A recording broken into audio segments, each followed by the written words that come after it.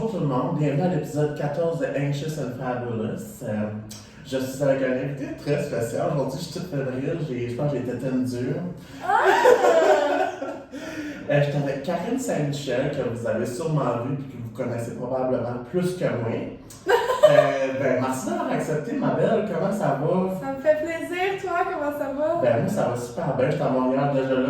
Quand je suis ici, tout va. Exactement. T'as l'air bien. Ah oui, non, c'est C'est Montréal. pas comme si je te connaissais en général, mais Non. je trouve que t'as l'air bien. Moi, quand je suis ici, on dirait que je suis dans la maison puis j'ai aucun loyer fixe. Mais là, déménage ici, je comprends pas. Non, c'est ça que je fais. J'attends que la petite maman me réponde que j'aille avoir des apparts pis tout, là. Cool. Ouais. Fait que Karine, c'est une madame. Quel âge que t'as? C'est une madame. Madame, moi je dis madame, mais si mais Chris, j'ai 23, tu dois pas être plus vieille. J'ai 24. Ah, t'as 20 ans? Ben oui. Chris, je pensais que t'étais beaucoup plus vieille que moi. Tout le monde me dit ça. Non, je suis suridée ou? Non, pas en tout. Ok. Mais je me demande, tout le monde me dit que j'ai l'air super plus vieille. Je me dis, mais mon Dieu, est-ce que je. C'est un prestant. C'est ma prestance, ok, j'adore, merci. Non, mais hey, c'est une dame qui a fait Occupation Double, qui a un podcast libre. Oh fuck. Libre d'expression, avec exactement. Anne-Marie Ménard. ouais, une étudiante en sexologie. Ouais, c'est celle derrière la page Au lit avec Anne-Marie. Tu savais ou Non, tu connaissais la page Au lit avec Anne-Marie ou pas? non.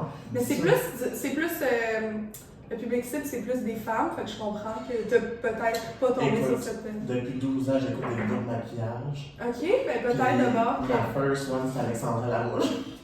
Non, c'est une page qui parle de sexualité, c'est Au lit avec Anne-Marie, puis ça parle de sexualité, mais tu sais, beaucoup de vagins ou de personnes ayant des vagins ou peu importe. Mais elle parle aussi un peu aux gars quand même, mais tu sais, c'est une page informative vraiment sur la sexualité. Ah, mais c'est cool, ça, c'est Ouais. vraiment un bon concept. Ouais, c'est vraiment le fun. Parce qu'on voit souvent beaucoup de podcasts d'humour, d'informations, d'histoire. Un podcast de sexe. Hey, ça, j'aime ça. T'écoutes ça, t'entends Manon Gérard se masturber dans le coin. Non, c'est pas si sexuel que ça, par exemple. Non, Mais on parle de c'est sexe, mais. Très éducatif. Ouais, éducatif. C'est plus comme c'est plus dans le but de briser des tabous, briser des mythes, de décomplexer la sexualité, d'éduquer puis de rendre ça plus sain que ce que c'est Oui. aujourd'hui. Ouais. Pour de vrai, là, vous irez voir ça. Moi, j'ai bien aimé ça. Lequel épisode que tu as écouté à date? J'ai écouté lui avec la femme en ménopause à 27 ans. Ça, j'étais flabbergasté. Mais quand elle m'a dit j'ai eu cancer des ovaires, j'ai compris. J'étais comme, Chris, c'est une femme qui commence une ménopause à 27 ans. Mais là, je suis vraiment fuck, c'est vrai. Lui avec Kate, que j'ai vraiment trouvé ça nice parce que tu sais, c'est des questions que vous posez, mais que la plupart de la question que la société sûrement se pose, tu sais. Ouais. Puis. Mais c'est surtout ça. Moi, Anne-Marie a vraiment le côté éducatif, le côté plus sérieux, je dirais. Puis moi, je suis vraiment le côté société, qu'est-ce que les gens vont se poser, qu'est-ce que les gens vont penser.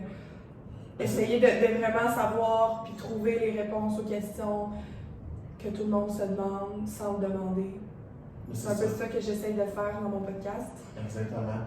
Moi, c'est vraiment. J'aimerais ça avoir des personnes transgenres, tu sais, sans comme les mettre dans une boîte et les exposer. Là.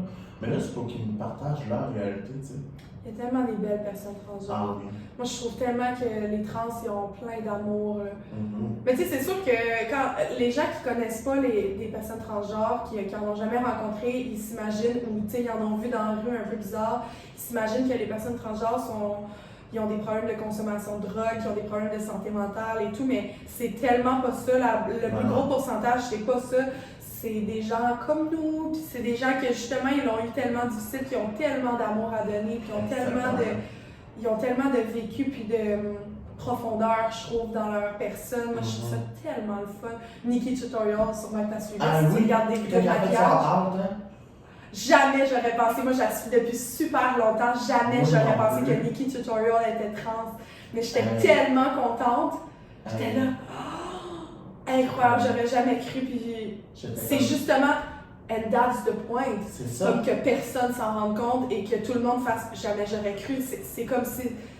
C'est pas mal ça le but, comme que. Exactement. Tu sais, comme. C'est ça qui est important de comme pas stigmatiser ces personnes-là parce que dans le fond, ils sont dans la société comme nous autres, ils ont leur place comme nous autres, ils ont leurs droits. Et nous autres, on est qui tu sais, je dis nous, mais tu sais, moi je les juge pas, là, mais tu sais, la société est qui pour les juger, puis leur faire sentir moins valide que comme d'autres gens qui sont ici, là, tu sais, qui rentrent dans les normes de la société telle qu'elle, dans les normes hétérosexuelles, du couple hétérosexuel, ou tu sais, non. Mais tu sais, l'autre fois, il y a quelqu'un qui m'a dit si tout le monde était trans ou homosexuel, ou tout le monde faisait partie de la communauté LGBTQ, ben il n'y aurait plus de reproduction, il n'y aurait plus de nouveaux humains et tout, parce que justement, s'il n'y avait plus d'hétéros, ben il ne pourrait pas avoir de procréation, puis tout. Puis là, je me suis dit, à fond, c'est vrai. Après ça, j'y ai pensé, puis je me suis dit, mais justement, genre, on a besoin d'équilibre. On a besoin d'équilibrer les hétérosexuels comme pour créer un équilibre et créer une diversité, comme pour créer un monde qui est beaucoup plus pacifique et beaucoup plus libre, genre, parce que si on n'avait pas d'homosexuels dans la société, si on n'avait pas de lesbiennes ou de gays ou de bi ou peu importe quoi, ça serait pas mal moins équilibré. Puis déjà, c'est pas tant équilibré, fait je me dis... Tu sais, en plus, il n'y a rien qui empêche de demander, comme moi je connais des couples homosexuels qui ont demandé à leurs amis de couple lesbiennes d'être mères porteuses.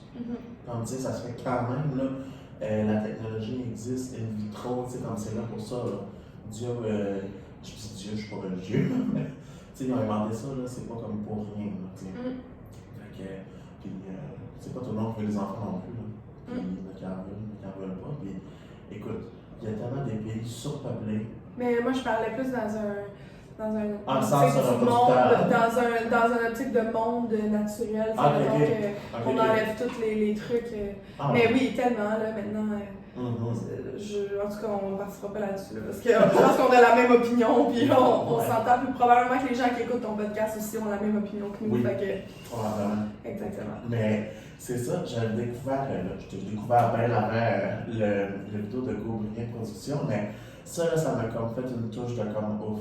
Ça, là, ça m'a réveillé une date mouille, là, ça m'a fait chaud au cœur avec ton amie Geneviève, le vidéo que vous avez fait ensemble, tu sais, comment que, tu sais, démystifier tout ce qui t'entoure du suicide avec des histoires véridiques, tu sais. Mais c'était surtout le but de ça, c'était que normalement on écrit des hommages à quelqu'un qui est déjà mort, on les écrit pour qui, pourquoi, on les écrit un peu pour nous, mais si cette personne-là lisait les hommages qu'on lui écrit avant de mourir, peut-être qu'elle le ferait pas.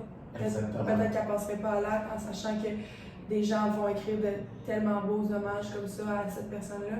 Fait que moi j'ai écrit un hommage à Geneviève comme si elle était passée à l'acte. Ouais. C'était ça le but. C'est merveilleux avec tout le mouvement Média Amour, là. C'est vrai, dire aux personnes qu'on les aime parce qu'on ne sait jamais quand est-ce qu'ils vont songer à quelque chose de négatif, quelque chose de sombre. Dans la société d'aujourd'hui, on ne sait jamais. Est-ce que ça t'est déjà arrivé? D'avoir des idées noires? Ouais. Oui. Oui. Je l'ai jamais dit dans un podcast, puis c'est vraiment juste mes amis proches qui le savent.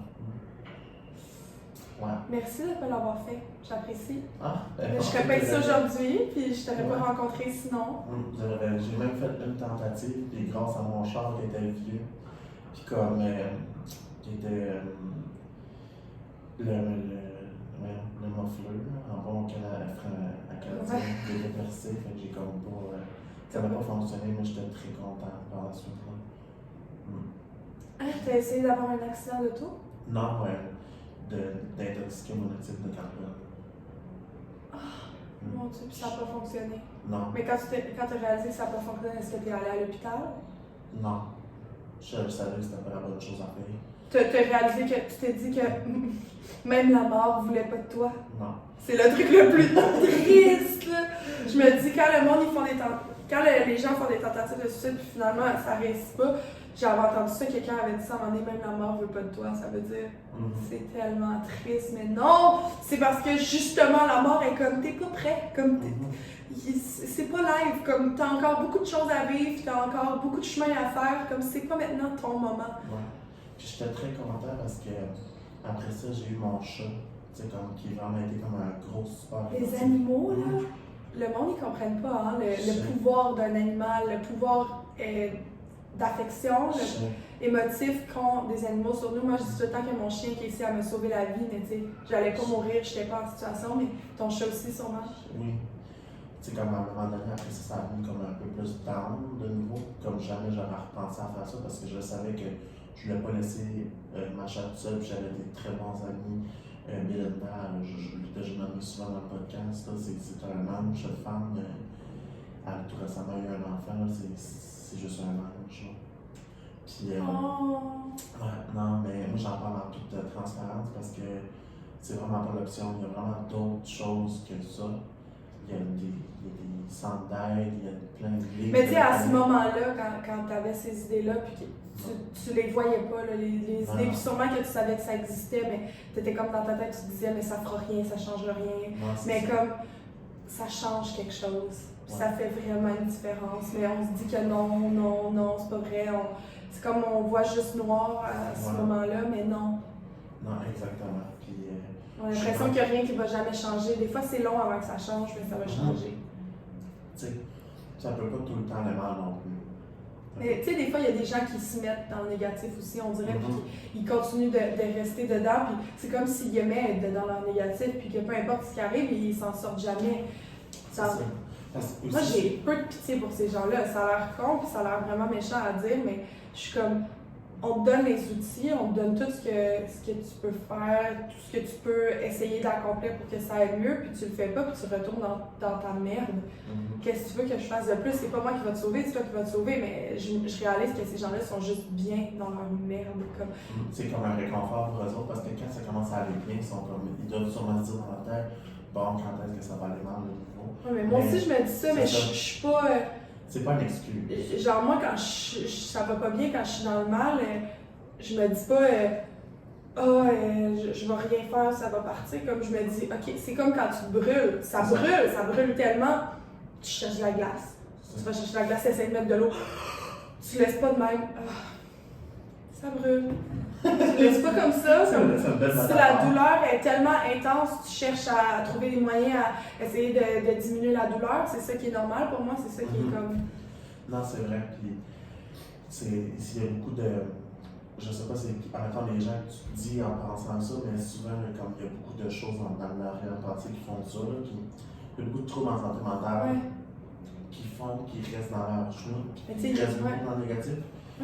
Puis c'est valable parce qu'il y a comme un coup, tu te donnes un coup de pied dans le cul, puis tu vas aller chercher de l'aide que tu as besoin. Premièrement, quand tu vas chercher de l'aide, eux sont assez nice, ils font la majorité de l'effort pour toi. Oui, exactement, au début, ouais.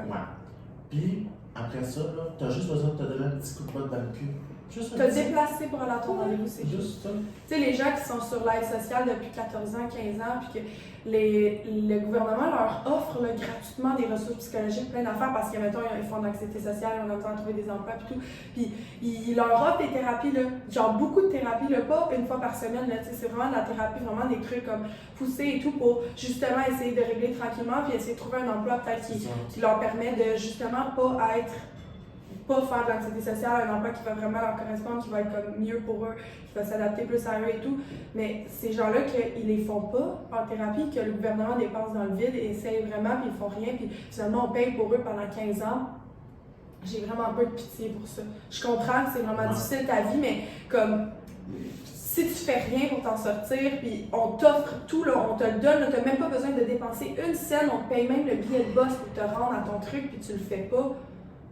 Je sais pas quoi dire, comme je sais pas quoi faire, je suis comme, pour vrai, même des fois ils peuvent se déplacer chez toi, là. Ils se déplacent chez toi, puis tu refuses quand même, mais comme à quel point t'es égocentrique et comme, tu sais, pendant 15 ans, là, puis ça continue, là, puis ça fait des années, tu sais, je comprends l'anxiété, je suis capable de le comprendre et tout, mais tu comprends tout ce que je veux dire? Exactement, ben oui, non, je te comprends totalement, c'est vrai, parce que plus que tu vas rester chez eux, plus que ça va être pire. Plus que tu fais rien, plus que ça va être pire. Ça, c'est la courbe là, de l'exposition puis la courbe de l'évitement. C'est à cause qu'on est en train de faire des présentations des écoles, puis j'ai comme un projet de montée. Puis c'est vrai, c'est très très vrai. Puis que l'expression dit bien là, aide-toi, puis si elle t'aidera. Exactement. C'est vrai, c'est comme je te dis, toutes les opportunités sont là, les portes sont toutes alentour de toi. Tu as juste besoin de te virer de bord et d'en ouvrir une. Puis souvent, la porte est déjà ouverte, juste pousse dedans, tu sais. Exactement. C'est de valeur, tu sais. C'est comme. Mais il y a d'autres personnes qui sont pas comme ça, puis qui ont vraiment des troubles, puis qui s'aident, puis qui ça comme dure. ton amie Geneviève, là, Ouais. ça c'est miraculeux, tu sais. Elle parle ouvertement dans ses réseaux sociaux, comment est-ce qu'avant sa vie c'était totalement différent de maintenant, puis c'est un changement là, drastique, puis positif en titi, tu sais. Moi je suis comme, ça c'est de l'inspiration, ça c'est des modèles, ça c'est des... belle, Geneviève. Ouais. Elle est belle à l'extérieur, puis elle semble une très bonne personne intérieurement. Ouais, vraiment. J'aurais demandé si elle venait sur le podcast, mais elle a sûrement pas vu le message. Sûrement qu'elle est bien occupée avec son bébé. Bien occupée avec son bébé, puis tu sais, elle ne veut pas de la visibilité, fait que ça adore tous les messages aussi, tu sais. Ouais, quand même beaucoup, ouais. En plus avec la vidéo, là, tu sais, quand le monde adore plein de messages de... Elle en reçoit pas mal plus que moi, mettons. C'est bizarre, non? Comme, mettons, après la vidéo? En général. Ah, ouais. Vrai? Je pense que c'est parce qu'elle est plus accessible, elle est plus rejoignable facilement. Ah, ça se peut. Parce que il y a un nouvel algorithme, là, je sais pas si tu le savais avec l'Instagram. Je comprends rien, c'est quoi? Explique-moi donc pour que je répare ça. C'était genre avec le nombre d'abonnés, puis avec les messages directs. Comme moi, genre ça me dit que j'ai une notification dans mon message, mais je check partout, je n'envoie pas la notification du message. Là, je cherche dans, mettons, primary, t'as general, puis après ça, t'as comme genre request, là.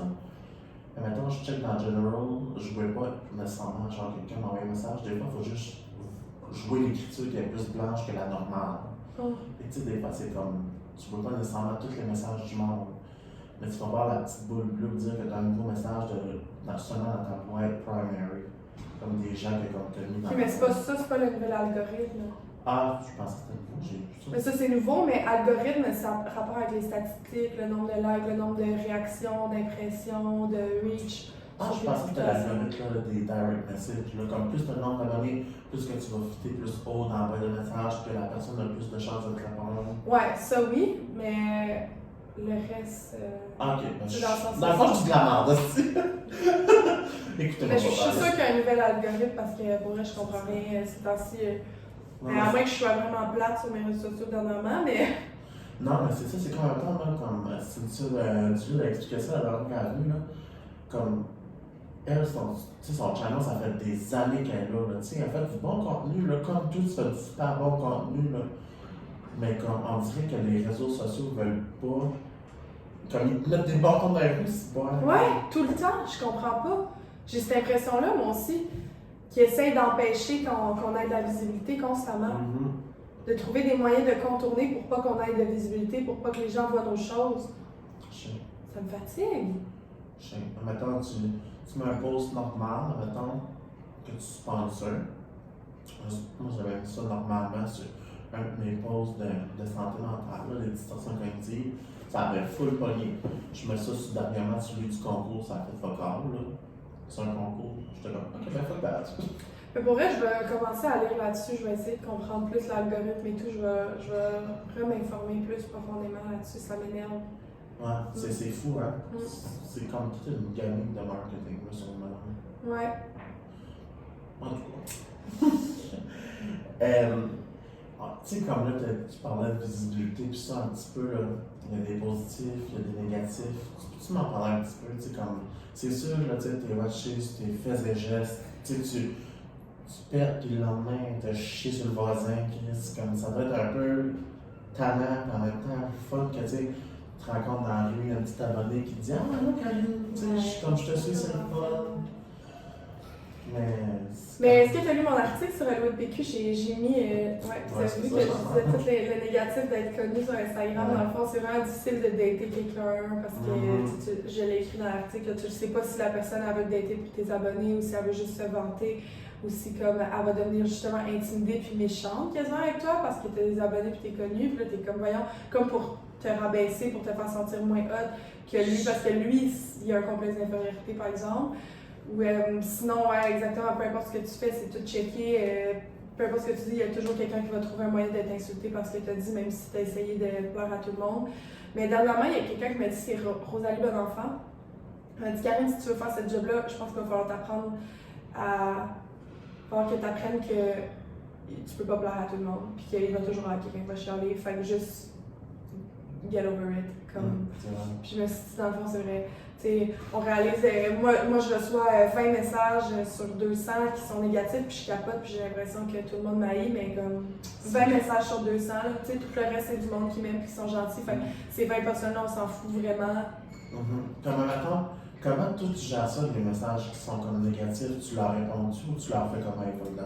Des fois, j'y réponds quand ça vient vraiment me chercher, quand c'est des trucs vraiment intenses. Mettons, quand on me dit que j'ai pas de talent, que je vais pas réussir, quand on parle de mes ambitions professionnelles, ça vient vraiment me chercher. Parce que je suis comme, non, je travaille, mais en même temps, je me dis peut-être que ça me fait autant freaker parce que justement, je fais pas assez. Je me mets à penser, mais tu sais, je travaille, j'ai l'impression de faire beaucoup de trucs, de faire beaucoup de projets, mais là, ces temps-ci, j'ai l'impression que j'ai pas de nouveaux trucs créatifs, mais en même temps, j'ai pas d'idées, mais tu sais, je fais quand même des trucs, je suis quand même impliquée dans plein d'affaires, je crée du contenu quand même.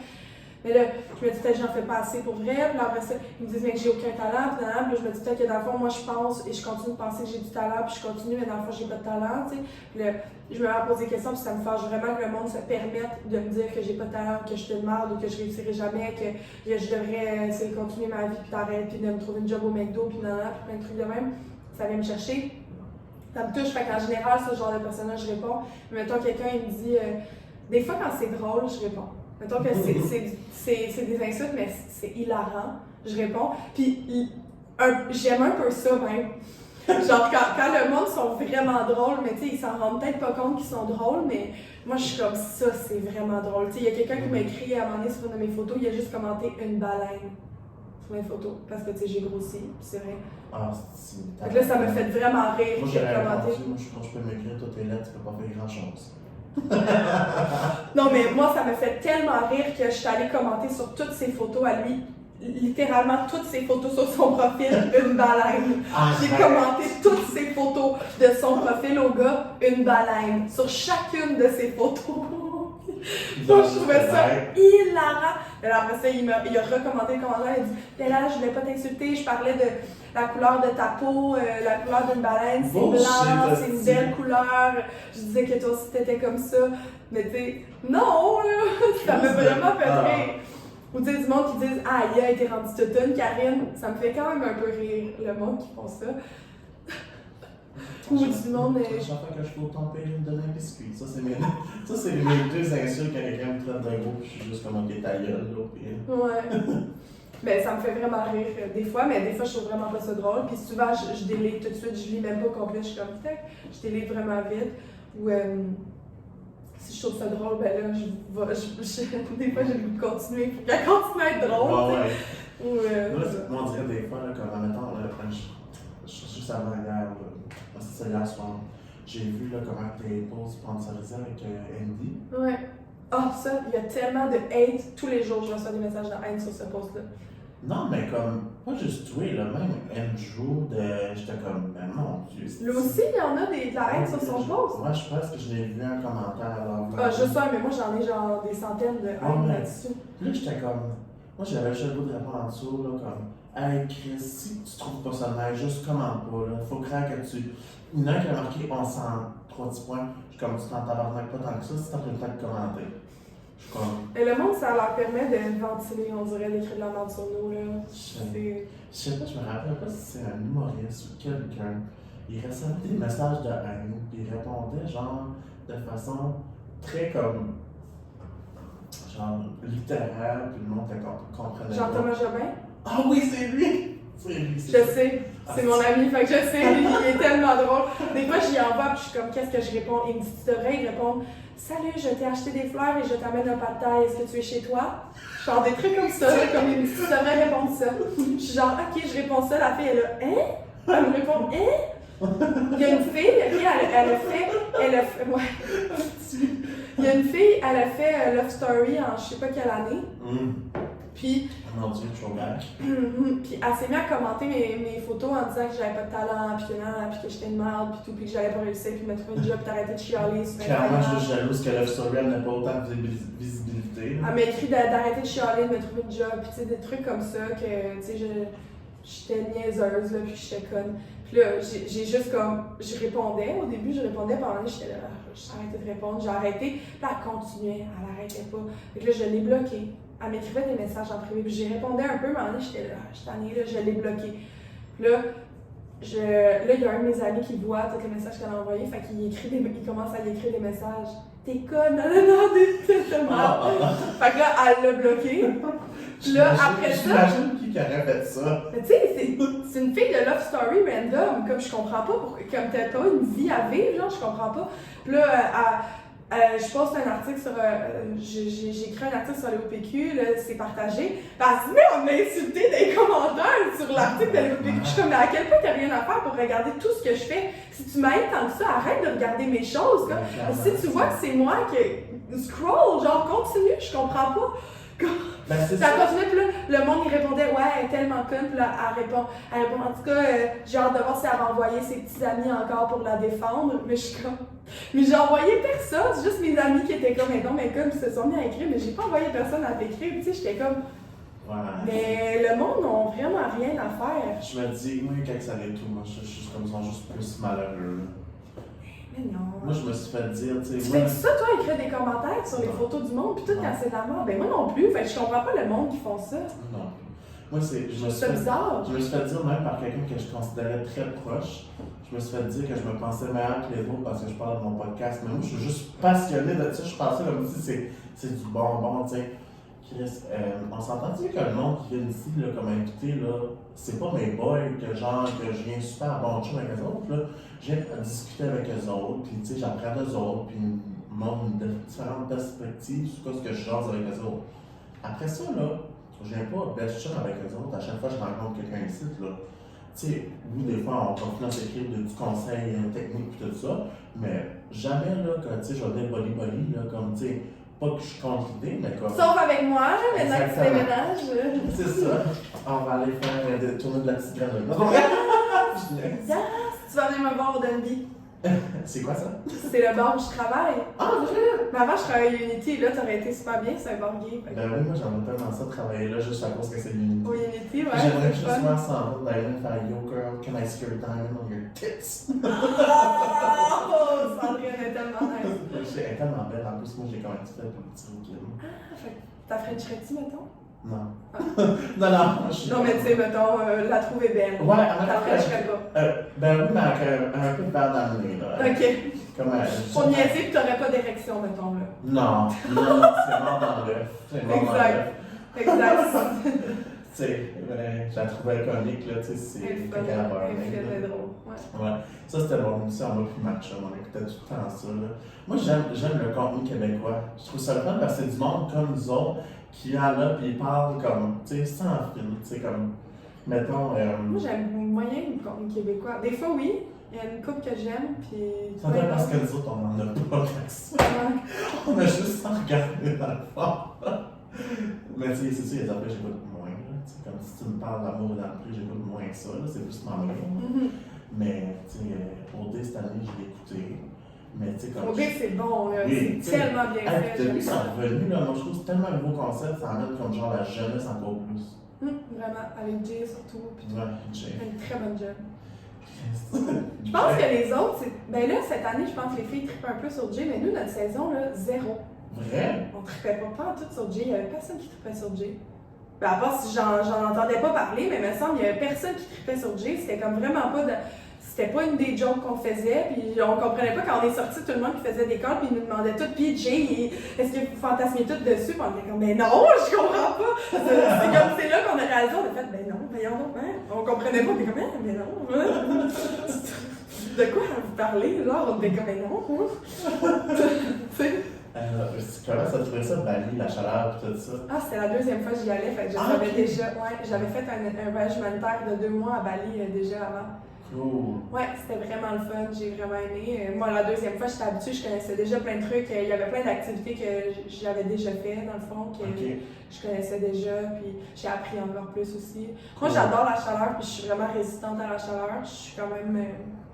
Je préfère. Je suis capable. Je suis beaucoup plus fonctionnelle avec beaucoup de chaleur qu'avec beaucoup de froid. Avec beaucoup de froid, on dirait que je peux rien faire. J'ai pas vu votre tempête. Il y a plus de. Comme moi, là, je me dis, ok, ça me tente de déménager en Montréal, mais j'ai vu qu'à la neige qui est ici, je suis comme pas sûr. C'est pas la même chose dans ton coin, il me semblait qu'il y a plus de neige, non? Ben oui, mais là, c'est pas mal égal, mettons. Moi, là, avant, quand j'étais jeune, j'étais à Montréal, là, c'était comme pas trop de neige, il faisait beau. Là, il fait super beau aujourd'hui. Mais à Montréal, il n'y a pas tant de neige que ça, là, dans le sud du Nouveau-Brunswick. J'étais comme, j'arrivais ici, je voyais les battes de neige monter, j'étais comme, t'as bon, d'accord. Pour vrai, c'était quelque chose. Dernièrement, là, j'ai déjà vu ça, là, mais c'était quelque chose. Mais toi, es-tu originaire d'ici, comme. Je suis née à Anjou, moi. Ah, c'est où ça? Anjou? Ouais. C'est plus dans l'est de Montréal. Ok. Mais j'ai habité là jusqu'à temps que j'avais 3 ans, puis ensuite mes parents ils ont acheté une maison à Sainte-Julie, puis ils habitent encore là, mes parents sont encore ensemble, puis là, j'ai fait ma jeunesse à Sainte-Julie. Fait que j'ai toujours été dans le coin de Montréal, c'était à 25 minutes de Montréal. Ok, born and raised. Ah, ben cool. Ben, 20 minutes même de Montréal, dépendant où à Montréal. Ok, c'est comme genre dans la même route, comme pour t'en aller Saint-Just. C'est la 20. Non, c'est sa rive sud, fait que c'est la 20. Ok. Donc la 20, ben. Ok, Saint-Julie, ok, oui, je quitte tout ce que c'est là. Oh, c'est à côté, c'est avant Saint-Bruno, c'est juste après Boucherville. Ok. C'est ça. Ouais. Ouais. Ah, ben. Moi, je suis born and raised, je suis de Montréal. J'ai déménagé. Après ça, moi, je suis allée au cégep à Montréal. Je suis toujours restée à Montréal, puis j'ai redéménagé à Montréal. Quand j'avais 20 ans. J'aime bien ça, Montréal. Ouais. Je suis bien Montréal. Non, jamais. Il y a des belles places, par exemple. Comme l'été, là, c'est vraiment touristique. Ouais, j'aimerais ça. Je dis touristique. Il y a pas vraiment beaucoup de touristes, là, mais c'est comme des beaux paysages. C'est comme la forêt, la mer. Puis, c'est comme là où je suis, là, il y a une plage à 20 minutes de route, à 45 minutes, comme genre la grosse forêt, genre avec plein de trails de hiking. Puis genre, tu sais, on est quand même une des plus grosses villes au Nouveau-Brunswick. Puis, c'est pas mal ça, tu sais. C'est sûr que j'aimerais ça. Mais ouais, c'est quand même beau. Juste l'hiver, il y a moins de choses à faire, là, c'est un peu long. Mais... Ici aussi, il y a moins d'affaires. Non, ici, il y a plein de trucs. Il y a tout dans des affaires à faire. À Montréal, tu peux sortir tous les jours de la semaine. Mais le monde qui vient d'ailleurs, qui arrive à Montréal, c'est là qu'ils réalisent c'est quoi Montréal, c'est quand tu peux sortir n'importe quel jour de la semaine, tu peux aller dans un club n'importe quel jour de la semaine, tu peux aller dans un bar n'importe quel jour de la semaine, il y a toujours des trucs ouverts 24 heures n'importe quel jour de la semaine. C'est pas juste le jeudi, vendredi, samedi, c'est tout le temps, là, ça roule tout le temps. Tu vas pogner des gars sous en plein milieu de la rue, même un mardi, même un mercredi, il va y avoir des gros parties, il peut y en avoir partout, tu sais, mettons. C'est ça, Montréal, c'est sa vie, Montréal, c'est vivant, il y a du monde tout le temps, il y a toujours du monde de réveillé, il y a toujours du monde qui existe et qui vit et qui bouge et qui crée. C'est pour ça que moi j'adore Montréal. Marcher, c'est cool. T'es jamais comme seul, tu te sens jamais seul. T'as jamais l'impression que si t'es dans le mal, il y a personne qui va passer. Exactement. Tu sais ce que je te raconte une anecdote de qu'est-ce qui est arrivé? Oui. Ça m'est arrivé il y a une semaine et demie, ok? À peu près 2 semaines max. Une semaine même, je sais plus. En tout cas, c'est arrivé il y a vraiment pas longtemps. 2 semaines. Puis je marchais qu'ici, il était rendu 9h, je me promenais dans la rue, je ne l'ai pas raconté encore à personne. Ben, je l'ai raconté à mes amis comme proches, mais je ne l'ai pas comme raconté sur mes réseaux sociaux. Pour vrai, c'est stressant. Je marchais, il était 9h après, je revenais, je m'en revenais vers chez nous, puis normalement, je prends toujours Montréal le soir parce qu'il fait noir, puis je vais être sûre d'être en sécurité. Je sais pas, même si je sais que mon chien va me protéger, mais comme je veux pas aller dans les petites rues. Mais je sais pas pourquoi cette fois-là, j'ai pris Guilford. Je fais jamais ça, mais tu sais, Guilford, c'est un peu moins passant. Puis je marche, puis en revenant, j'entends une femme pleurer un peu dans la ruelle, mais comme je check pas tout ça, je me suis dit, ah, sûrement une itinérante ou peu importe. Puis là, je vois une femme qui sort de la ruelle, puis c'est une ligne de sang, là, dans le fond, une ligne de sang. Fait que là, je suis comme un peu. Je fais comment? Mais voyons donc, puis je continue à entendre pleurer. Fait que là, je marche plus vite, mais pour vrai, j'ai pas réalisé que peut-être que c'était dangereux ou tout. Puis j'arrive, je la regarde devant elle, elle est ensanglantée au complet. Elle s'est faite. Elle avait la tête et tout. C'est-tu qu'est-ce qui a passé aux nouvelles qui s'est fait? C'était à Longueuil, ça? Non. Ok, non, ok. Ça n'a pas passé aux nouvelles. Il n'y a rien eu. Puis elle était complètement ensanglantée, puis j'ai comme vraiment eu peur. Mais tu sais, on était tous seuls là, dans la rue, il n'y avait pas de monde qui passait et tout. Là, mais c'est ça, Montréal, il y a tout le temps des gens qui passent. Fait que j'ai dit de ne pas bouger, d'attendre. Puis là, elle m'a dit que son mari venait de la battre, puis qu'elle s'est comme enfuie et tout. Puis là, d'appeler la police, puis là, elle me disait laisse-moi pas tout ça, laisse-moi pas tout ça, laisse-moi pas tout ça. Puis elle avait son père qui s'en vienne et tout. Puis là, je parlais au téléphone avec la police, elle saignait tellement, son manteau était complètement imbibé de sang, tout son visage était, elle était même pas capable de voir parce que ses yeux étaient remplis de sang, là, au complet. Puis là, à un moment donné, juste avant que les policiers arrivent, mais moi j'étais au téléphone avec le 911, fait que je disais, tu sais, il y a un homme qui vient d'arriver un peu plus loin, puis il checkait, puis tu sais, sûrement qu'il savait qu'il venait chercher elle pour, tu sais, continuer, ou je sais pas, ou la ramasser, la ramener à la maison, ou je sais pas quoi. Puis il s'est approché de moi, puis ça s'est mis à grogner. Puis c'est comme un peu reculé, puis tout de suite la police est arrivée vraiment vite. T'sais, moi j'ai dit au 911, fait qu'ils sont en contact, puis tout de suite ils sont arrivés vraiment vite, ils l'ont menotté, ils l'ont mis dans le char. Mais tu sais, moi j'ai vraiment eu peur, là, comme. J'ai tellement eu peur d'avoir trouvé cette femme-là comme complètement ensanglantée. Il y avait du sang partout par terre, là. Puis elle est restée debout là, pendant tout ce temps-là. Là, mais tu sais, il y avait tellement de sang au sol, comme on aurait dit qu'elle s'était fait tuer littéralement, comme. Tellement elle saignait, j'ai jamais vu ça de ma vie. Comme, pour vrai, j'ai jamais vu ça. Puis je voulais montrer à mes amis, comme en checkant sur Internet, des photos de films d'horreur et tout. Puis à chaque fois, il n'y avait pas assez de sang. Comme, j'étais là, non, c'est même pas semblable. Comme, c'est même pas. Oh mon Dieu, hey, c'est ressemble pas dans le dos. Oh, je te jure, là, ça m'a tellement dégoûté des hommes parce que je me suis dit, comme. Déjà, tu sais, je trouve que les hommes, ils manquent souvent de respect aux femmes, puis c'est souvent méchant, mais là, en plus, je vois une fille qui est complètement ensanglantée et qui vient de se faire décalisser. Pour elle, il n'y a pas d'autre mot, là. Je sens pas souvent, mais comme, là, il fallait que je le dise, là, par son mari. J'étais comme, oh my god. Ouf. J'étais vraiment pas bien, là. Comme, oh my god. C'était vraiment quelque chose. J'étais allée dormir chez mes parents. J'étais chez nous, je braillais puis tout, puis j'étais comme un peu sous le choc. J'étais là, voir que j'ai vu ça, puis j'ai appelé mes parents, puis mon père a dit, viens dormir à la maison. J'étais allée dormir chez mes parents. J'étais tellement pas bien, là. Oh, t'as bien fait. On dirait même pendant une couple de jours après, j'étais comme tout croche. J'étais allée au cinéma voir un film d'action, puis tout, puis il y avait du sang, puis j'étais comme full pas bien. J'étais là, j'ai pas le goût de regarder ça, comme j'aime pas ça. Ben, c'est pauvre femme. Vraiment. J'espère qu'elle aura les ressources nécessaires pour surmonter tout ça. La violence conjugale, hein, c'est pas de quoi comme moi je pensais même pas parler de ça aujourd'hui, mais comme ça arrive plus souvent qu'on parle de ça. Vraiment plus qu'on pense. C'est comme la violence conjugale, c'est pas juste de violence physique, là, c'est genre. Oui, verbal et mental. Oui, j'ai vu comme une photo passer dernièrement, genre des textos, là, genre, t'es où? Qu'est-ce que tu fais? Hey, t'es encore avec ton ex, c'est quoi la fille? T'es-tu avec un autre gars? Genre, tu sais, elle répondait pas en attendant, sûrement elle était occupée. Mais tu sais, comme ça, c'est un type de violence conjugale. Comme c'est pas simple.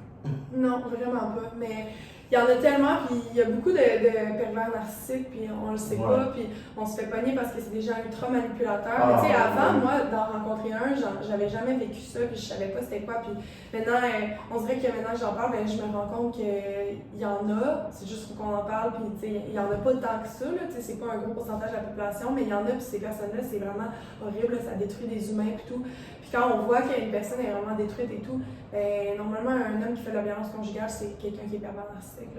C'est plein de trucs, là, c'est de la violence mentale et tout. En tout cas, c'est vraiment intense. Une de mes amies, elle a un podcast qui s'appelle Fred pour remporter, puis elle va faire un épisode où elle va parler de la perversion narcissique et tout. Et ça va être full intéressant. Fred pour remporter? Ouais, Fred pour remporter. C'est Frédéric Rio. C'est avec Roméo Podcast. Je vais aller écouter ça. Quand je dis que le podcast, c'est pas le faire. Non, mais ça me chamboule des choses comme ça, ça me fait penser à mes amis. C'est ça le faire dans la rue. C'est une relation avec un pervers narcissique. Moi, ça a vraiment pas duré longtemps. Moi, puis encore aujourd'hui, on dirait que je suis détruite de l'intérieur par cette personne-là. Puis pourtant, ça a tellement pas duré longtemps. On dirait que ça me tellement. Puis il y a des gens qui restent avec des années avec des pervers narcissiques. Fait que je me dis à quel point ces gens-là doivent être détruits. Si moi, je suis restée 1 mois et demi avec un pervers narcissique et je me sens détruite à l'intérieur. Imagine. Je sais, puis je me sens pas juste, je le suis. Comme on dirait que tous mes réflexes ont changé, tous mes réflexes en relation ont changé, tout ce que j'étais en relation a changé. Puis des fois, je me disais, tellement la perversion narcissique, un pervers narcissique, tellement ça rentre dans ta tête et tout, puis tu deviens fou, là. Je me disais, tellement que je suis devenue blessée, puis froide, puis comme tellement détruite à l'intérieur, je me suis dit, est-ce que je suis en train de devenir une perverse narcissique tellement je fais plus confiance à personne, puis je déteste tout le monde, comme parce que je suis trop blessée. Je me suis dit, je suis en train de devenir perverse narcissique. Là, j'avais peur, mais non, parce qu'un pervers narcissique ne va jamais se demander s'il est un pervers narcissique. Ça me rassurait vraiment, mais tu sais, j'ai lu là-dessus, puis ces gens-là, ils se demandent jamais, ces gens-là n'ont jamais de problème. Tout le monde est un problème sauf eux. Fait que toute la population autour d'eux, tout le monde de la Terre ont des problèmes, sont problématiques, sont méchants, sont tout sauf eux. Mais tu sais, quand tout le monde ever de la Terre entière est un problème sauf toi, c'est peut-être toi qui as un problème. Ouais. Mais ces gens-là, ils ne reconnaîtront jamais ça. Est-ce qu'on peut retourner à tes sujets? Non, mais moi j'aime ça, hein. Moi j'avais genre 5 lignes, mais comme je le sais, ça découle tout le temps. Parce que quand on est en bonne compagnie, puis tout ça, ça jase bien. Mais tu pourrais en parler, ça, dans ton podcast, vu que tu parles de santé mentale. Justement, la perversion narcissique, ça serait vraiment quelque chose d'intéressant à parler sur ton podcast. Puis, sincèrement, je t'encourage à le faire parce qu'il y a tellement de monde qui se font prendre, puis il y a tellement d'abus que plus tu peux sensibiliser les gens sur la perversion narcissique, mieux c'est. C'est vraiment plus un gros pourcentage d'hommes qui sont pervers narcissiques, mais il y a quand même un léger pourcentage que c'est des femmes. Puis, ouais. Non, j'en ai. Note-le pour vrai. J'aimerais ça l'écouter ton podcast. J'en connais un bon pervers narcissique, c'est pour ça. Ah ouais. J'ai des gens, je reste tombé longtemps avec. C'est ça, exactement. Ben, on les reconnaît souvent quand on décrit les traits. Mais tu sais, il y a un test sur Internet, je pourrais t'envoyer le lien. Tu calcules le nombre, mettons, de traits, il y en a beaucoup. Puis, sur un certain nombre, tous les traits à laquelle ils correspondent. Là, tu fais un à chaque fois. Là, tu additionnes, puis mettons qu'il est à plus que 22 points sur je sais pas combien, ben c'est un pervers narcissique. Fait que, mettons, mais je sais pas trop c'est quoi le nombre de points, mais je vais te l'envoyer, tu liras. Tu peux vraiment. C'est comme pour te sonner des cloches si tu es avec un pervers narcissique, peu importe quoi faire. C'est comme. Oui, une perversion narcissique, c'est comme que ça sensibilise un petit peu. Mais c'est ça, c'est pour ça que je te dis, si tu veux en faire un là-dessus, ça pourrait être vraiment intéressant. Tu pourrais inviter mettons, une femme qui travaille en centre pour les centres de femmes battues, ou tu pourrais inviter quelqu'un comme Ingrid Palaise ou même Anne-Marie Ménard, elle, qui fait mon podcast avec moi, elle connaît vraiment beaucoup le sujet, puis elle est vraiment très informée sur le pervers narcissique et tout, elle connaît tout là-dessus. Vu que Anne-Marie est vraiment comme aussi dans les relations de couple, puis pervers narcissique, c'est surtout en relation de couple, mais c'est dans la vie générale. Mais... Comme sexologie, on pense souvent que c'est juste comme le sexe, mais c'est autre chose. C'est de la thérapie de couple. Ça doit être fou, moi je trouve. J'aimerais ça assister une thérapie de ça. Parce que ça doit être fou, là, tu sais, qu'est-ce que t'apprends d'un coup, tu sais, comme, ça doit être fou, là, tu sais. T'as-tu un chum? Non, moi je suis célibataire, single and not ready to mingle. Yeah! Non, je suis bien de ça pour être honnête, faut que j'en prenne dans le même mood first, un petit peu avant. Ok. Je te pose vraiment la question, toi t'es toute seule? Oui, je suis toute seule, moi je suis... J'ai mon chien! Ici, là, moi je l'aime. Non, mais c'est ça. Tu sais, tantôt, tu disais que ton chien, c'était une partie importante dans ta vie. Ça, je voulais t'en parler un petit peu parce que moi, comme les animaux dans la vie, là, comme je trouve que chaque hôpital devrait avoir une thérapie sur la zoothérapie. Tellement, je suis tellement d'accord. Chaque bureau doit avoir une journée par mois ou par semaine dans genre des chiens au bureau. Parce que c'est pas vrai que quelqu'un qui dit fuck les chiens ou fuck les animaux. Ceux-là qui aiment pas les animaux, ils les touchent juste pas. Moi, je fais pas confiance aux gens qui aiment pas les animaux, toi. Même chose un peu. Je fais pas confiance, j'arrive pas. J'ai lu sur Internet que des signes précurseurs d'un tueur en série, c'est quelqu'un qui déteste les animaux de façon viscérale. C'est un signe précurseur d'un tueur en série. Mettons, Luca Rocco Magnotta, il détestait les animaux. Ben oui, mais c'est même que ça commence, là. Il utilise des animaux. Par exemple, ça finit par tuer quelqu'un. C'est pour ça que moi, les gens qui disent « moi, j'aime pas les animaux », pour moi, je suis comme « je te fais pas confiance ». C'est drôle, j'ai dit ça à un moment donné, à l'époque, quand j'étais mannequin, mon agente, c'est Marie-Josée chez Spex, j'ai dit ça un peu en rien, puis elle dit « moi non plus ». Elle dit « c'est vrai ». Elle dit « moi, j'ai jamais fait confiance à quelqu'un qui aimait pas les animaux. Quelqu'un qui me dit qu'il aime pas les animaux, c'est non ». Puis tout de suite, j'ai fait « oh mon Dieu, je vais être comme elle ». Genre, pour vrai, j'étais comme, tu sais, je disais ça un peu de même. Puis là, maintenant, depuis qu'elle a tellement affirmé, puis elle me l'a tellement bien expliqué, j'étais comme, dans le fond, oui. Non, c'est vrai. Dans le fond, moi non plus, je fais pas confiance à personne qui aime pas les animaux. Depuis que mon agente, elle m'avait dit ça. Non, mais comme, c'est tellement une boule d'amour inconditionnel qui va juste t'aimer tout plus avant lui-même. C'est juste comme, tu sais, comme, moi, je dis ça, je suis comme, je peux-tu avoir ton chien? Je suis comme, juste. Moi, à chaque fois que j'ai des amis, je suis comme, en tout cas, si t'as besoin de garder ton chien, hein, tu peux m'appeler.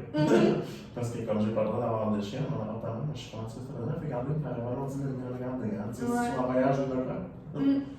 Comme là, tout de suite, j'habite chez une de mes amies, Marie-Ève, qui faisait la mission avec moi, puis elle a 2 chiens, là, je les ai remerciés. Hier, j'étais sur le sofa, je faisais mes petites affaires sur mon laptop, puis il y en avait une couchée à côté de moi, puis une sur moi, puis j'étais comme, oh my god, this is life. Tellement, vraiment. Moi, je pense qu'il devrait avoir des chiens en prison. Oui. Je pense tellement qu'il devrait en avoir en prison, des chats ou des journées avec des animaux et tout en prison. Vraiment souvent, ça changerait tellement la donne. ça ferait juste voir aux prisonniers qu'il y a de l'espoir, il y a autre chose, puis de leur donner une grande dose d'amour, d'affection et tout, ça change tout, hein, parce que les prisonniers, ils ont tellement pas d'amour ni d'affection, c'est pour ça qu'ils deviennent autant criminels puis qu'ils font des trucs. Je pense tellement, il y a tellement de bénéfices à... Mais tu sais, est-ce que tu écoutes Animania à TVA? Non. Un peu? Non. C'est une nouvelle émission à TVA animée par Pascal Merciette où ils invitent des animaux, puis le but c'est de trouver l'animal le plus exceptionnel au Québec. Puis ils présentent plein d'animaux, puis il y en a eu des animaux que justement c'est des chiens de zoothérapie qui vont dans les hôpitaux avec les enfants, ils font plein de trucs. Ouais, c'est vraiment impressionnant tout ce qu'ils font vivre aux gens. Non, j'aime bien, il y a un humoriste là, il fait une émission là, pas plus bête que nous, Jérémy Larouche.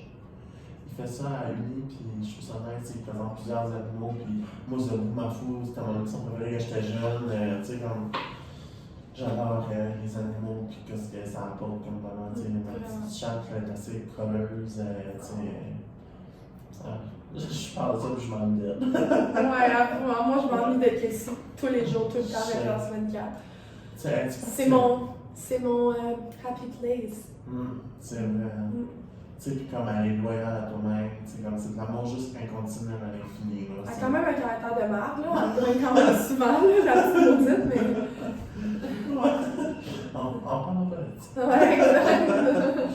Mais aussi, tu sais, tu avais parlé, là, en toute transparence, sur un article, là, l'intimidation, tu avais parlé de ça. Là. Ouais. Tu peux-tu m'en parler un petit peu, là, comme à chaque rentrée, là, t'arrivais comme une queen, là, ton sac à dos Hannah Montana, ça va fait mourir. Je pense que c'était Mikaïa Hannah Montana. Ah, Hannah Montana, excuse. Ouais. Puis j'étais comme, oh mon dieu, tu sais, ça devrait pas être nice, tu sais, comme à chaque fois que t'arrives, t'es comme, tu penses que ça va être une nouvelle expérience, tu sais, puis il y a du monde qui te font chier. Mais à chaque année, mais sûrement toi aussi tu l'as vécu. Ouais. Mais à chaque année, moi je me disais, ok là c'est une nouvelle année, là, cette année ça va être différent, cette année je me ferai pas intimider, cette année j'aurai des amis, cette année ça sera pas pareil.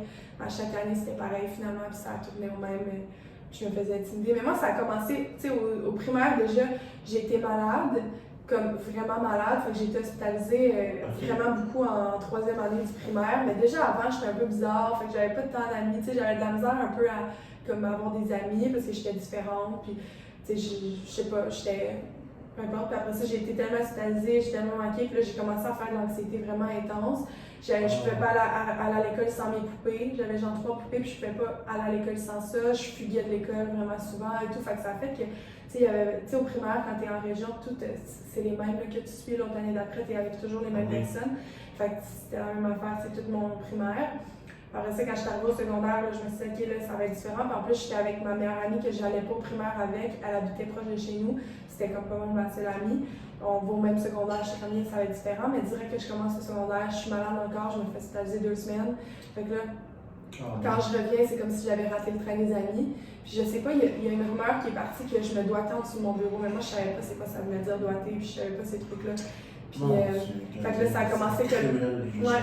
Puis là, ça a commencé que moi j'étais comme une maladie, genre, puis j'étais dégueu, puis comme fallait pas s'approcher de moi, puis non, puis tu sais, comme tout ça. Puis là, après ça, ben, ça a continué tout le temps.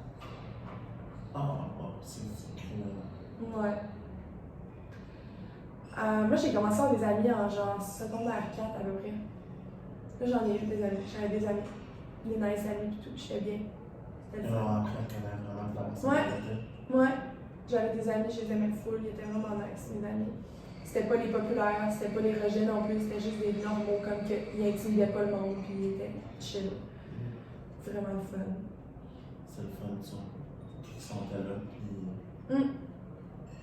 Tu sais, quand je suis arrivée au cégep aussi, il y a comme eu un réflexe que le monde, on dirait. Mais à un moment donné, j'ai compris que l'intimidation, tu sais, on victimise tout le temps les personnes qui sont victimes d'intimidation, puis on est comme, oh, pauvre toi, puis c'est comme s'ils faisaient pitié, puis on est comme, ah, mais, tu sais, à un moment donné, moi, j'ai l'impression que c'est un peu ma faute. C'est pas ma faute, mais dans le sens que, tu sais, pourquoi à chaque fois que j'arrivais quelque part, à chaque fois que je rentrais à l'école, à chaque fois, c'était tout le temps, ça allait tout le temps vers moi. Pourquoi c'était tout le temps moi? Pourquoi c'était un réflexe? C'est peut-être parce que j'avais un comportement qui apportait à ça. C'est peut-être parce que je laissais les gens le faire d'une certaine façon, même si je pleurais ou whatever. Peut-être qu'il y avait une façon que j'agissais qui était vraiment mauvaise socialement, qui faisait en sorte que j'attirais ça. Puis, sais, faut arrêter de comme autant victimiser parce que moi je me dis, tu sais, j'étais fuckée en même temps, là. J'étais quand même bizarre, là, quand j'étais jeune, puis j'essayais pas de pas être bizarre. Ouais. Mais tu sais, en même temps, tu peux pas savoir non plus, il y a jamais personne qui est venu te le dire poliment. Non, exact. Comme moi, là, je trouvais ça tellement cruel quand quelqu'un, genre, avec quoi. Moi, je me rappelle tout le temps comment c'était. Je me rappellerai tout le temps de ce journée-là comme si c'était hier. Il y avait une fille qui avait sorti des toilettes, puis il y avait du papier toilette qui sortait de son jean. Tout le monde riait d'elle. Tout le monde il riait d'elle, chuchotait. Jusqu'à temps qu'une fille se lève et va dire Hey, girl, tu sais, comme, t'as du papier toilette. Puis elle l'a pas fait pour humilier la personne, elle lui a juste dit comme, tu sais, dans l'oreille. Je trouve ça tellement beau geste, tu sais. Si quelqu'un avait venu te le dire, tu sais, qui aurait été mature, gentil, puis dit Hey, tu sais, comme Karine, ton cahier d'anamonotaman, là, c'était 2002, on est en 2016, là, tout ça, c'est comme. Mettons, ça, c'est un exemple. Mais moi, j'aimais vraiment ça, mon cahier d'anamonotaman. C'était pas ça pourquoi qu'on niaisait. Non, mais c'était un exemple non plus. Ouais, tu sais, c'était plus que. Je sais pas, je sais même pas comment l'exprimer, j'étais juste. Mais ça, on dirait que j'étais méchante un peu, mais j'étais pas méchante. Je voulais tellement me faire aimer et tout, mais j'étais juste comme. On dirait que je voulais trop qu'on m'aime, justement. Et ça faisait que je me faisais rejeter. Mais tu sais, c'est pas en essayant que tout le monde t'aime vraiment que tu vas te faire aimer. Et aussi, comme tu sais, nous autres, il y avait un petit garçon qui était aussi malade beaucoup, puis il se faisait beaucoup intimider lui aussi. Je sais pas si ça avait un lien. En plus, moi, j'étais TDAH, fait que j'étais tout le temps un peu à part dans plein d'affaires. C'est cruel, les enfants. Tellement, là. Je souhaite vraiment pas ça à mes enfants. Zéro, comme. Mais c'est ça. J'essaie de comme enlever la victimisation qui a rapport avec l'intimidation, puis de faire comme, hey, tu sais, c'est pas juste la faute des autres aussi, comme, pas genre, hey, renforce-toi, comme, et tout, mais. Tu sais, à un moment donné, je vais pas continuer toute ma vie à faire comme « Ah, je fais tellement pitié, je me suis fait intimider. » Non, c'est ça. Tu sais, j'étais pas très à l'aise socialement non plus, puis j'étais pas très bonne, puis tu sais, c'est sûr que moi, si j'avais rencontré quelqu'un comme moi, je sais pas si j'aurais jamais été dans d'être amie avec, tu sais. C'est ça. Fait que je me dis... Tu sais, moi, en toute transparence, là, puis je regrette vraiment beaucoup ça. Je me sens encore même des fois mal pour ça. Encore même hier, je pensais à ça justement parce que je savais qu'on allait parler d'intimidation. J'ai dit, je vais en parler, c'est une belle opportunité. Puis c'est comme ça va démystifier un peu le fait de comme intimider. Tu sais, moi je me suis fait beaucoup intimider par rapport à ma grosseur, ça fait comme ça. Par le rapport aussi que mon frère était homosexuel. Puis que mon nom finissait par IE au lieu de Jérémy Y. T'étais une fille, c'est juste banal, je m'en colle ça. Mais moi, j'étais capable quand même de répondre. Des fois oui, des fois non. Comme les plus vieux, je ne répondais pas, mais les plus dans mon âge, je me répondais, je suis comme un enfant de ta colle de gueule. Je suis comme, tu peux dire ce que tu veux, je m'en calais ça. Mais quand j'avais changé d'école, tu sais, j'ai lu l'autre sens inverse. Le monde m'aimait, j'étais bon au badminton et tout ça. Puis moi, j'ai jamais été comme dans la gang de pas populaire. Puis, mais tu sais, comme j'étais comme dans un bon groupe et tout ça, mais j'étais pas méchant avec les autres. C'était pas comme, même si j'étais comme avec le monde, parce que c'était pas vraiment des gangs et tout ça, mais tu sais, je jouais tout le temps dans les sports, comme je parlais à tout le monde me parlait, j'étais gentil avec tout le monde. Mais arrivé comme à une autre école, j'ai commencé à être méchant avec le monde. Puis c'était vraiment pas moi. Tu sais, je sais pas si c'était parce que l'encadrement familial était différent, c'était comme le social à l'école qui était différent. Mais c'était pas moi. Puis j'ai commencé comme à intimider les autres, puis tu sais, comme même.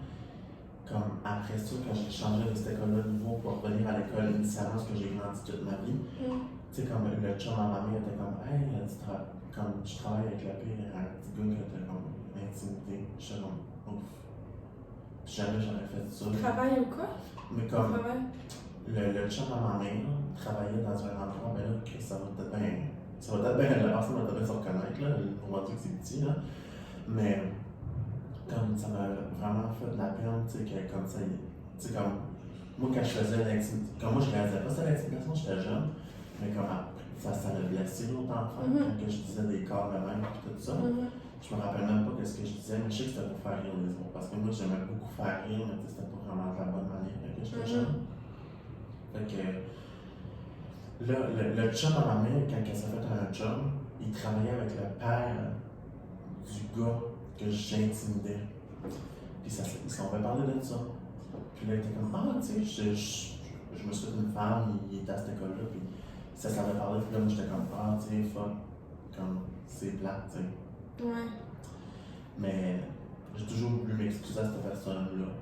Ben là, fais-le. Ouais, c'est ça, hier, c'est ça, je parlais, je suis comme, il envoyé un message. Mais on a parlé comme à des amis qu'on avait commun, qui est comme, ah, non, tu sais, comme, c'est sûr qu'ils s'en calaient, ça se fait, ils riraient de ça même. Je suis comme, tu sais, c'est pas vraiment une raison valable de pas envoyer un message. Là. Ben moi, il y a des gens qui m'ont intimidée vraiment beaucoup en secondaire 1, que maintenant, ils voulaient être mes amis, là. Tu sais, ils essayaient de me parler, puis tout, puis ils voulaient être mes amis après OD, puis nanana. Puis t'es comme, ah, pourquoi on a arrêté de se voir, plein d'affaires de même. Je suis comme, parce que tu m'intimidais, genre. Je comprends pas comme, genre, tout d'un coup, ça fait 10 ans qu'on s'est pas parlé, puis là, tout d'un coup, tu vas être mon ami, quoi. Tu sais, Ben, c'est ça, moi, c'est arrivé, là, du monde qui likait mes photos, là, ou mettons du monde que je vois, ils sont comme « Oh my god, tellement contente de te voir, non, comme si on était full amis, puis je suis comme « Hey, avant que je fasse OD, avant que je devienne ce que je suis, ben, tu me traitais de laide, là, puis... » C'est vrai. D'un gars qui m'avait dit, je vais toujours m'en rappeler. Il m'a dit que j'étais la fille la plus laide qu'il a jamais vue de sa vie. Puis là, moi, je comprenais, puis je me disais « Ben là, voyons, tu sais, je suis pas... Je me disais dans ma tête, ben là, j'ai pas des lunettes, j'ai pas des boutons, j'ai pas, genre, je suis pas énorme, je suis pas... Je me disais tous les trucs typiques de genre être laide. Puis il était comme, non, t'es juste vraiment laide, genre, tout de toi est laide. Puis là, je suis devenue mannequin, j'étais comme, genre, j'espère que tous ces gens-là qui disaient que j'étais la plus laide qu'ils ont jamais vu de leur vie, maintenant ils vont checker, puis ils vont magasiner sur un site, puis ils vont voir les photos de moi, genre, pour magasiner leurs vêtements. Puis je suis comme, tu sais, maintenant, là, moi, je suis genre un idéal de beauté, comme, vu que je suis mannequin, mais toi, t'es quoi, genre, tu travailles dans un garage, comme, salut. C'est ça. Je me disais comme, c'est vraiment nice de travailler dans ton garage, mais juste te dire comme moi, tu me traitais de laide. Genre, tu disais que j'étais la plus laide que tu avais jamais vue de ta vie dans ma face. Genre. C'est ça. Puis comme maintenant, toi, tu fais ta petite vie, t'es peut-être malheureux ou comme peu importe, mais moi, je suis mannequin. C'est ça. C'est ça, comme. Mais je le disais pas à haute voix jamais, mais tu sais, je me disais dans ma tête, puis je me le répétais, puis je me disais comme, je suis vraiment chanceuse de faire ce que je fais, je suis vraiment chanceuse, comme. Remercier la vie, tu sais, de pouvoir avoir cette chance. Ouais. Tu sais, je suis vraiment, vraiment chanceuse d'être née avec le physique que j'ai. Vraiment, je trouve. Puis, c'est ça. On est rendu comme un petit concept de podcast, là, que je suis comme. J'en posais pas trop de questions, là, de même, mais je suis comme, c'est tout le temps comme ça ou ça. Okay, le nouveau fil Instagram de This or That, là, moi, je le faisais avant que ça ait sorti. Ok, parfait. Je le plug tout le temps, parce que je dis tout le temps des petits cris sur un copier sur moi, mais non. Ils savent pas je suis qui dans la vie. Chat ou chien? Chien. Bon petit chat! Mais j'ai un chat aussi. J'ai un chat et un chien. Ouais. Mais j'aime trop les chiens. Ouais. Je suis vraiment une dog person. Parce que je suis hyper active, je suis full active. Les chiens font rien, mais j'adore les chats. Mais... Alors qu'un chat, mange juste bord de la rue, c'est moins entertainant. Voyage dans le sud, tout inclus, ou plus voyage backpack, tu sais, explore? Ben, j'ai jamais fait de voyage tout inclus. Non. Fait que je sais pas, j'ai juste fait des voyages par sac, full explorer. J'aime vraiment ça, mais on dirait que j'aimerais ça l'essayer, un voyage tout inclus. Fait que c'est pour ça que. Vraiment cher et tout. Ouais, j'aimerais ça essayer de faire un voyage tout inclus dans le sud et tout, mais je pense que j'irais quand même avec par sac. C'est ça que j'aime le plus. Mais j'aimerais ça l'essayer, voyage tout inclus en anglais. Ouais, juste pour décrocher totalement. Ouais, exact. Voir c'est quoi, puis tout de genre juste faire un voyage sans être stressé. Ouais, c'est vrai. Puis j'ai une question. T'es-tu plus Mac ou comme plus Samsung? iPhone, mais mon ordi c'est pas un Mac. Ok. Ouais, je trouve ça plus simple, Microsoft et tout, mais. C'est vrai, on est là-dessus même avec les écoles et tout ça. Ouais, moi aussi, mais j'ai touché à ça. j'ai un iPhone. Ouais. Quand j'ai touché à un MacBook, là, j'étais comme I'm going back. Ouais. C'est tellement tout synchro, c'est tellement friendly les yeux. Moi, je fais un move avec mon doigt, je suis rendu sur un autre page, je tape déjà, là, tu sais. Je vais pas clic, c'est clic, tu sais. C'est sûrement bon, moi j'ai la misère. Ouais, non, mais c'est ça, c'est pas. Un coup, tu sais qu'est-ce que ton Mac fait, tu le sais. C'est comme Microsoft, là. Un coup, tu sais qu'est-ce que ton ordi fait, là, c'est comme c'est facile, là. Mais moi, je connais autant les deux ordi pareils, là. Je suis à l'aise avec les deux, à ma job, c'est ça qu'on utilise, Microsoft. Mais, c'est ça, je demande ça cette question-là, là, à chaque fois, parce que j'aime pas perdre de tout. T'es-tu plus dans le crunchy ou smooth? Smooth. Ah, merci. Si t'aurais dit crunchy, je t'aurais jugé. Ah, comment ça? Ben, ça détruit le pain, ça. Avoue, hein? Moi aussi, je trouve que j'aime vraiment plus smooth. T'es comme, miam. Mais crunchy, c'est vraiment bon dans un smoothie, par exemple. J'ai jamais essayé. Ouais, mais c'est ma chum qui a fait ça dernièrement. T'étais là, Ouais, c'est vraiment bon, ça donne une texture. Puis, Ok, faudrait que j'essaye. ça donnait comme ça une texture comme de la fausse avocat, genre. Ouais. Non, pas vraiment de la fausse avocat. Mais tu sais, une texture comme crémeuse, vraiment, Ouais. puis il y avait un petit crunchy sûrement. Ouais, il y avait comme une petite particule. Fait que c'est pas mal ça. Pas mal rendu à la fin du podcast. Franchement, à 1h59 minutes. Tu peux-tu me dire où est-ce qu'on peut te suivre, malgré que j'ai quand même une couple de vues sur mon podcast, mais tu peux me dire où est-ce que toi on peut te suivre pour que tu sais, ça va être différents gens qui vont aller voir ton contenu à toi. Parce que tu parles beaucoup d'affaires différentes, comme que moi je parle pas. Ça, c'est très intéressant quand même. Ben, on peut me suivre sur Instagram, Karine Saint-Michel avec une petite barre en bas. Sinon, j'ai un blog qui s'appelle différentes.ca. Ah, je savais pas ça, par exemple. Ouais, j'écris des petits articles sur plein de trucs. Là. J'écris comme je veux, ce qui m'inspire. Sinon, ben, j'ai un podcast qui s'appelle Libres Expressions, c'est disponible partout, iTunes, Spotify, SoundCloud. Et je pense que c'est ça. J'ai pas tant. Tu sais, sur Facebook, moi, je pose pas tant. Non, c'est ça. Ouais. Je repose mes trucs d'Instagram, mais tu sais. Ouais. Chez Facebook, c'est qu'en plus, moi, honnêtement, j'ai ça tous les mois, Exact. Ben, hey, merci encore d'avoir accepté. Sérieusement, là, c'est comme une belle petite découverte. Là, ben, petite découverte, pas petite, une belle découverte tout court. Là. Moi, je marque tout le temps le petit adjectif là, devant toutes mes affaires. Là. Moi aussi, quand même, je fais mes petites choses. Je suis tout dans ça. Je fais mes petites affaires, je fais mes petites choses. C'est une petite Jérémy, ma petite Karine, mon petit ci, mon petit ça. Mais, ouais, je comprends, j'adore. Mes petits cocos. J'appelle mon podcast mes petits cocos, je sais pas pourquoi. Merci. Merci à toi, Colin. Hey, merci encore d'écouter le podcast. Vous pouvez toujours suivre la page Patreon pour les 3 manières de suivre, qui sont la psychanalyse, que vous allez avoir l'audio une semaine à l'avance, la thérapie cognitivo-comportementale, que vous allez avoir la vidéo, l'audio une semaine à l'avance, puis l'électroconvulsothérapie, où je vais vous envoyer de la merch, l'audio puis le vidéo. Puis la merch, vous allez recevoir dans le mal avec une petite surprise de plus que de la merch. Fait que, merci beaucoup d'avoir écouté le podcast. Vous pouvez toujours suivre le podcast Anxious and Fabulous sur Facebook, Instagram, puis mon compte personnel, Jérémy Drapeau _. Bonne journée, ma gang de vous autres.